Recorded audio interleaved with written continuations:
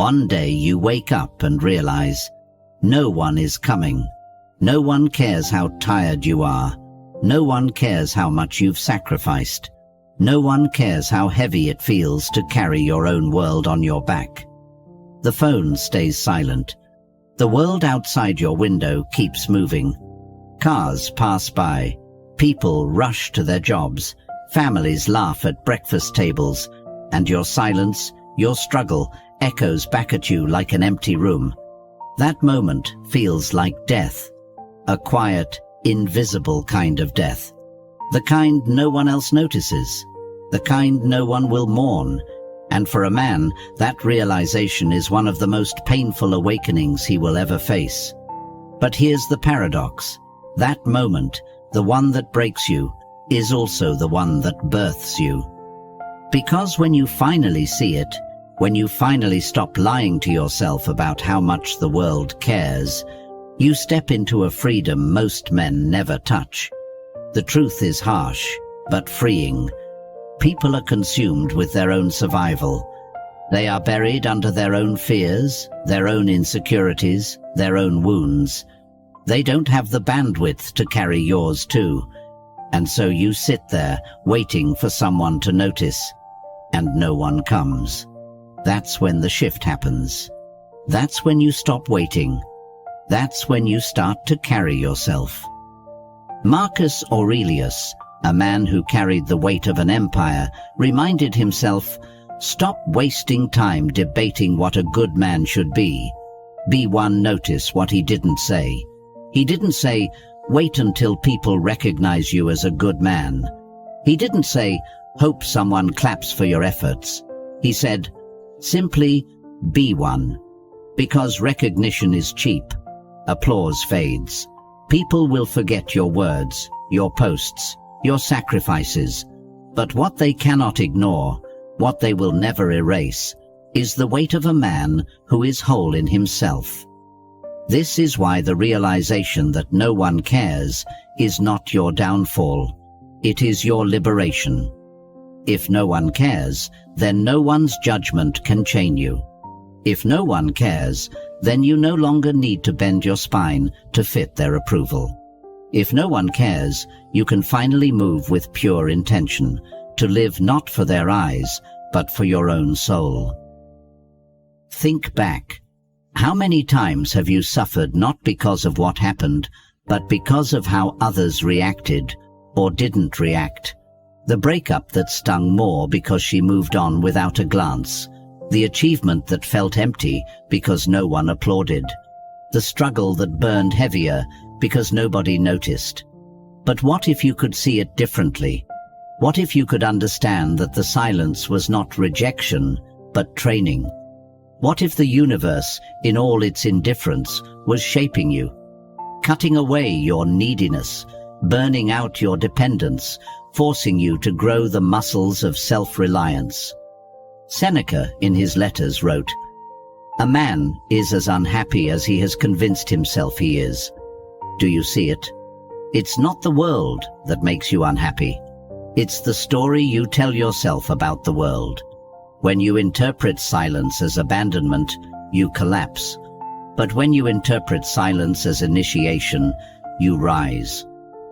The man who no longer expects the world to care becomes untouchable. He becomes dangerous in the best sense of the word, because he is no longer waiting, he is no longer begging, he is no longer performing. He acts because it is in his nature to act.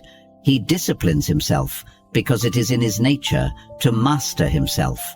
He builds his body, his craft, his legacy, not for applause, but because it is who he is. And here's the irony. That is when people finally notice. That is when respect arrives. When you no longer need validation, you radiate something magnetic. You carry a stillness, a self-sufficiency that draws attention without you ever asking for it. But don't confuse this with bitterness. Stoicism was never about becoming cold or rejecting love or shutting yourself off from the world. It is about becoming complete.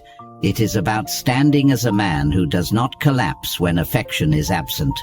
It is about being whole, so that when you love, when you connect, when you give, you do so from strength, not from desperation.